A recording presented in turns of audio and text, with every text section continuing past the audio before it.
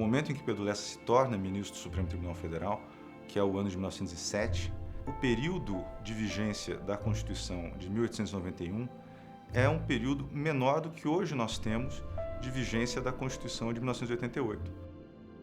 Eu vinha de 65 anos de vigência da Constituição de 1824. 65 anos de um regime monárquico, de modo que interpretar as instituições de uma república presidencialista, federativa, era uma tarefa hercúlea, era uma tarefa muito difícil para aqueles que eram chamados no Supremo a aplicar, em última instância, as regras da República. Então era um momento de dúvida, mas era um momento também de alta criatividade institucional. Não é à toa que o Rui Barbosa dizia que o Pedro Lessa era o Marshall brasileiro. As novas instituições encontravam, desde o início, as novas instituições republicanas encontravam desde o início uma dificuldade que não pode ser subestimada. Mas não deixa de ser uma época heróica do STF, uma época heróica do Supremo Tribunal Federal, e é ótimo que Pedro Lessa seja um exemplo e o principal exemplo de julgador que se coloca como partícipe de uma elaboração criativa da doutrina jurídica no Brasil. Pedro Lessa. Ele nasceu em 1859 na cidade do Cerro. O Cerro é uma cidade da região diamantífera. E ele foi para São Paulo. Antigamente todo mundo ia para São Paulo ou Olinda para estudar direito. Uma família, vamos dizer, esclarecida, que o colocou no mundo e dizia, olha, vai para São Paulo. Ele tem uma passagem pelo Rio de Janeiro, estudante secundário, e depois o curso de Direito na Faculdade de Direito de São Paulo. Desde o momento em que cursava a Faculdade de Direito, em que se graduava em Direito, ele, desde logo, mirava essa posição de professor na Faculdade de Direito. Tanto que, logo após se graduar, ele obteve o seu doutorado e virou, como se dizia na época, um doutor de Borla e Capella. Foi interessante que ele fez o primeiro concurso e ganhou o concurso, foi nomeado. Mandou uma carta, uma reclamação para a Princesa Isabel, que ficou muito impressionada com as aulas dele, e na segunda etapa ele foi nomeado professor de Filosofia de Direito da Faculdade de São Paulo, onde exerceu até 1907, quando foi nomeado para o Supremo Tribunal Federal. Ele revoluciona o ensino da filosofia do direito no Brasil. Isso é bastante interessante, ver a obra do Pedro Lessa nesse assunto específico, para se ver como ele traz uma nova visão com autores que até então eram pouco estudados no Brasil. Existe, de fato, um marco no ensino da filosofia do direito na Academia de Direito de São Paulo, que acaba se espalhando, se irradiando para o resto do país, com a passagem do professor Pedro Lessa pelas arcadas do Largo de São Francisco. Nós temos vários depoimentos de muitas pessoas sobre a pessoa do Pedro Lessa, professor, não é?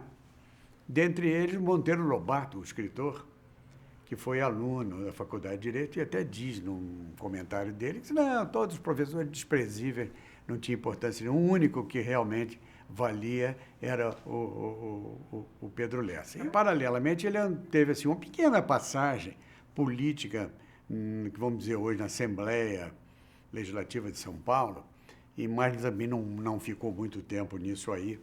E ele foi mesmo ser advogado na área do civil, né? Comercial, civil, não é? Tem muitos memoriais dele, memoriais densos, importantes, principalmente causas muito grandes, pelo menos que se vê, que ele sustentava no Tribunal de Justiça de São Paulo. Ele era um advogado nacionalmente reconhecido.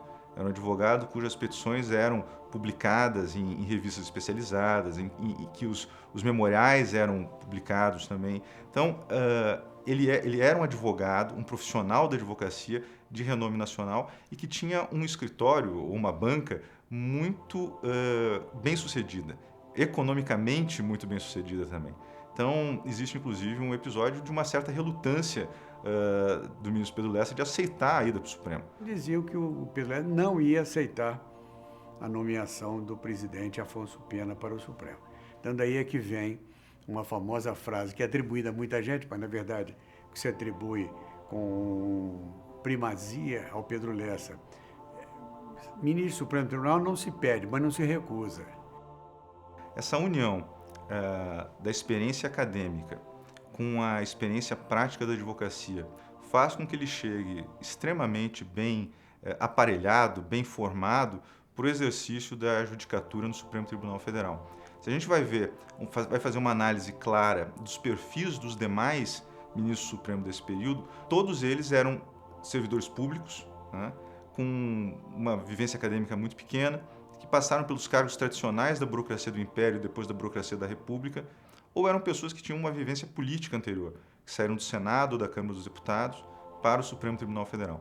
O advogado, com essa vivência acadêmica grande, era ele somente, ou seja, a visão dele naquele conjunto de julgadores era única, era especial, era diferenciada. Era combativo demais pelos acórdãos que ficaram e pelas narrativas da época. Assistir uma sessão do Supremo em que estivesse presente o ministro Pedro Lessa era sempre algo muito interessante do ponto de vista da dialética, do ponto de vista da retórica, do ponto de vista do debate vivo e acalorado de ideias. Ele era um homem, que se diz, a gente vê pelos votos, era impetuoso na afirmação do ponto de vista dele.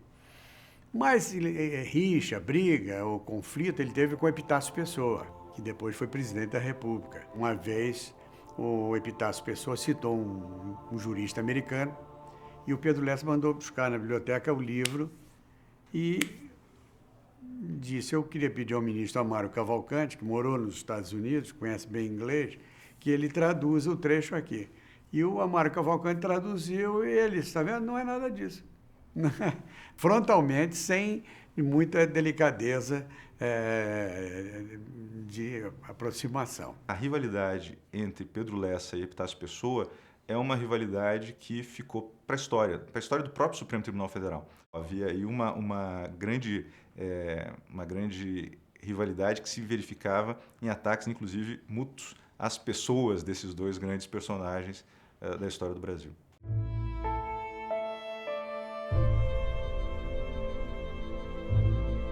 Tem a nomeação dele como ministro supremo. Esse aqui, né? Resolve nomear o doutor Pedro Augusto Carneiro Lessa para o lugar de ministro do Supremo Tribunal Federal. Rio de Janeiro, em 26 de outubro de 1907, 19º da República. Afonso Augusto Moraes Pena.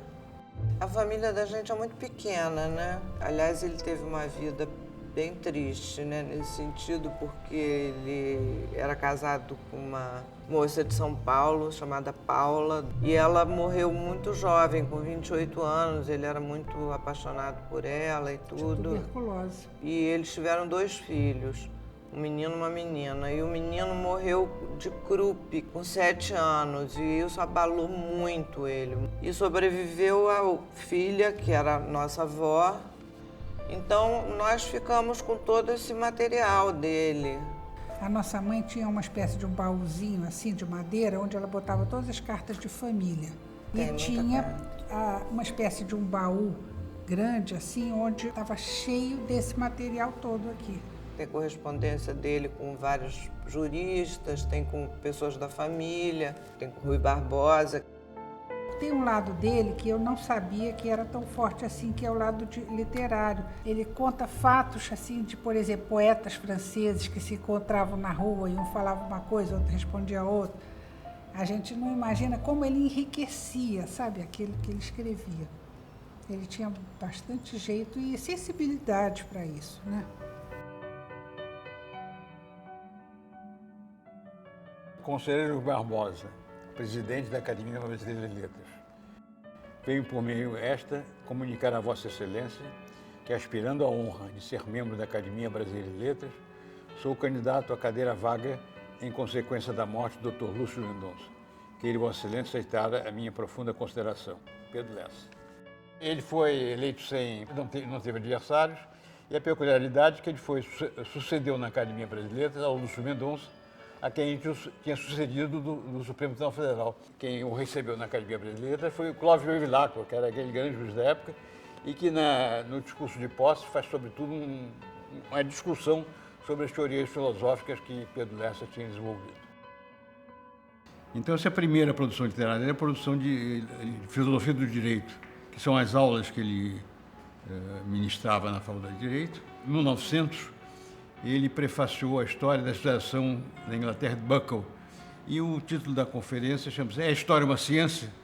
Ele depois publicou em um opúsculo, que está aqui, em que ele justamente tem uma análise completa sobre a teoria da história e a favor do determinismo. Depois ele tem publicado vários livros de coletâneos de artigos e tem outro estudo, está aqui, que é o determinismo psíquico e a imputabilidade das responsabilidades criminais, que já veio um estudo de direito criminal. Ele tem uma cultura geral muito grande e uma grande objetividade nos livros dele e muito espírito crítico. Né? Do regime constitucional da República Velha, dois grandes livros. É o livro Poder Judiciário do Pedro Lessa e outro livro de Poder Executivo na República Brasileira e Aníbal Freire. Esse livro foi a Bíblia durante a República, porque Pedro Lessa realmente fez um estudo completo da formação do Poder Judiciário do Brasil. E ele começa dizendo que a doutrina era muito pobre, a jurisprudência era muito vacilante e que ele teve que se utilizar dos autores estrangeiros. E abrindo esse livro do Poder Judiciário, ele afirma exatamente isso. Ele olha, de nada presta para nós as instituições europeias que nós estudamos até a queda da monarquia. A gente tem que buscar os subsídios nos Estados Unidos, na Argentina, exatamente porque esses países têm uma experiência que nós não temos. É um momento de criação institucional a partir de uma matriz completamente diversa daquela em que os ministros tinham sido formados, adaptando para uma realidade muito própria, que é a realidade brasileira. Qual era a situação daquela nascente república? Uma república na qual o direito era sacrificado constantemente, e principalmente o direito constitucional, ou seja, exatamente o direito que disciplina a atuação das autoridades públicas, e especialmente das autoridades políticas. A maioria dos julgados que chegam ao STF naquela época tratavam do tema da relação entre indivíduo e Estado. Dizem respeito exatamente a arbítrios que eram correntes na vida pública e política brasileira. O Pedro Lessa foi o primeiro mesmo a enfrentar problemas, teses e questões, por exemplo, essa chamada teoria brasileira do habeas corpus. A formulação constitucional do habeas corpus naquela Constituição não o remetia à locomoção. Falava da liberdade, coação, enfim, ameaça à liberdade, mas não remetia à locomoção, ao que o direito chama doutrinariamente de liberdade ambulatorial, de ir, de vir ou de permanecer. E aí, o papel de Rui foi o de levantar o tema, de um modo bastante profundo, bastante radical, no sentido de tornar o habeas corpus um instrumento de defesa da liberdade individual em geral. E o que ocorreu de mais importante nesse momento foi que um ministro do Supremo Tribunal Federal, o ministro Pedro Lessa, entra no debate, não apenas como alguém que se embate com Rui, mas que dialoga com ele, no sentido de aperfeiçoar e de discutir a viabilidade daquela ampliação do Instituto do habeas corpus. E o Pedro Lessa defendeu muito essa ampliação, porque não havia um remédio expedito, rápido, pronto, como o habeas corpus, para defender direitos pessoais. Só numa ação ordinária, demorada, longa. Isso não significa que não houvesse divergências, e divergências importantes. A principal divergência era no fato de que o Instituto do habeas corpus para Rui se tornava um instrumento de defesa da liberdade individual em geral. Já para Pedro Lessa, seria necessário, remetendo ao habeas corpus, como ele já se apresentava na tradição jurídica que era estrangeira, mas no sentido de aproveitar aquela tradição, fazendo com que ela incorporasse uma interpretação que o ampliasse. Então, daí é que se fala de uma doutrina brasileira do habeas corpus. Pedro Lessa é o principal formulador da doutrina brasileira do habeas corpus. O Instituto continuava vinculado à liberdade de locomoção, à liberdade de ir, de vir, de permanecer, mas também aos direitos que ele chamava, um termo dele, direitos conexos. Ou seja, todo direito cujo exercício precisasse intrinsecamente da locomoção do seu titular, em qualquer das suas 3 variantes, indo, vindo ou permanecendo, seria um direito defensável pelo habeas corpus, garantido pelo habeas corpus. Mas eu fiz um estudo, um prefácio para a Casa de Barbosa, sobre os trabalhos do Rui Barbosa, 1914, que foi o período do estado de sítio, apreensão de jornais e prisão de jornalistas. E nesses habeas corpus, o Pedro Lessa sempre acolheu as teses do Barbosa, considerando a procedência dos seus estudos. No que toca à doutrina brasileira do habeas corpus, essa disputa e essa resistência do Executivo ao observar as ordens do Supremo fica patente, fica muito clara. Existe um caso que é o caso do Conselho Municipal do Distrito Federal, em que o ministro da Justiça manda um ofício para o Supremo dizendo, olha, eu não vou cumprir a decisão. E o Supremo se reúne para decidir, então, ante a negativa de cumprimento da decisão, o que nós vamos fazer? E nessa sessão, Pedro Lessa tem um discurso contra essa insubordinação, contra essa resistência do Executivo a observar uma ordem que decorria, como ele mesmo diz, diretamente da Constituição. Ele, Pedro Lessa, foi pela tese de ampliação e venceu durante muito tempo, tanto que o governo, em 1926, fez uma reforma constitucional para exatamente restringir. E a reforma constitucional disse, acabou direitos pessoais, só liberdade de ir e vir, locomoção, que abrange o habeas corpus. Depois, em 1934, com a Constituição de 1934, foi inserido o mandado de segurança. Esse que nós temos aí, com essa roupagem de separar habeas corpus, locomoção, mandado de segurança, direitos pessoais. O mandado de segurança, ele é formulado na Constituição de 1934 exatamente para toda coação ilegal ou ameaça dela a direito que não a liberdade de locomoção.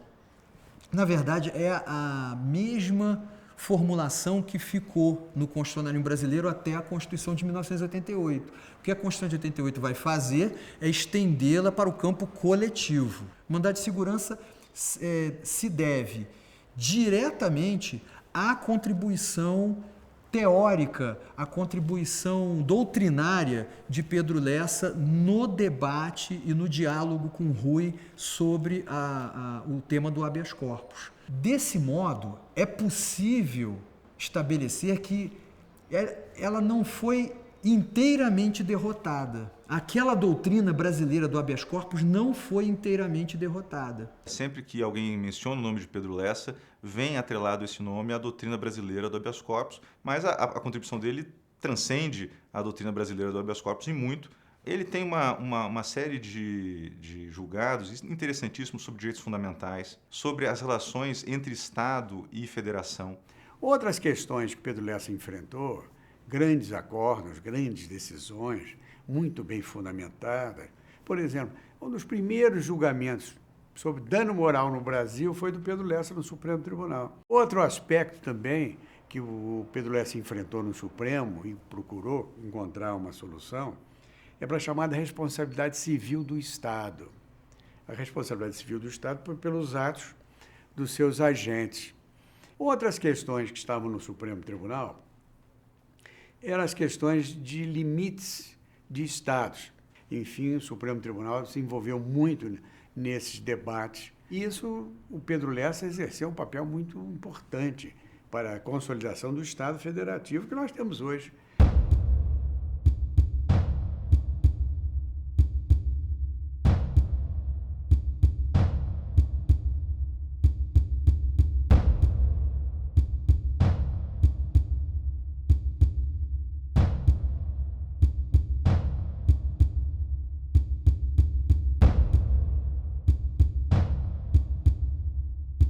A questão da Liga de Defesa Nacional é um episódio que demonstra a preocupação não só desse personagem específico que foi Pedro Lessa, mas de toda uma comunidade de vultos significativos da história do Brasil na defesa de posições muito claras quanto ao interesse nacional, ao que o Estado brasileiro deveria perseguir no momento de crise. Ante o cenário externo, ante o cenário da Primeira Guerra Mundial, essa atuação do Pedro Lessa na Liga de Defesa Nacional agrega à sua personalidade a visão do estadista, né?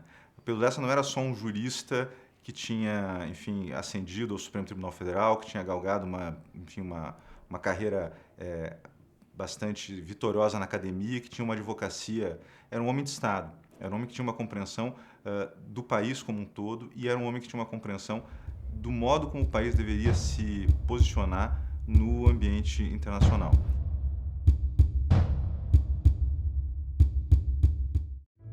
O trabalho de Pedro Lessa, para nós, é motivo de muito orgulho, essa questão do orgulho de um homem público que hoje em dia está faltando.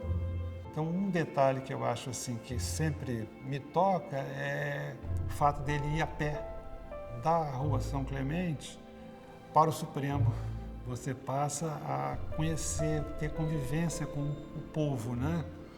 Você passa a correr os riscos que a população vive, né? Não estou querendo dizer que no passado isso era uma coisa normal, as autoridades se despirem. Não, eu não acho que o Brasil tenha essa história. Eu acho que Pedro Lessa tem essa história, entende? De caminhar daqui, da rua de Botafogo a Cinelândia.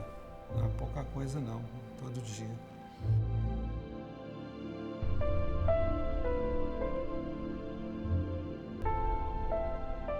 A Rua Pedro Lessa, ela foi transformada em rua de pedestre entre Rio Branco, México e Calógeras, né? O trecho entre México e Calógeras é onde está situado o edifício Pedro Lessa.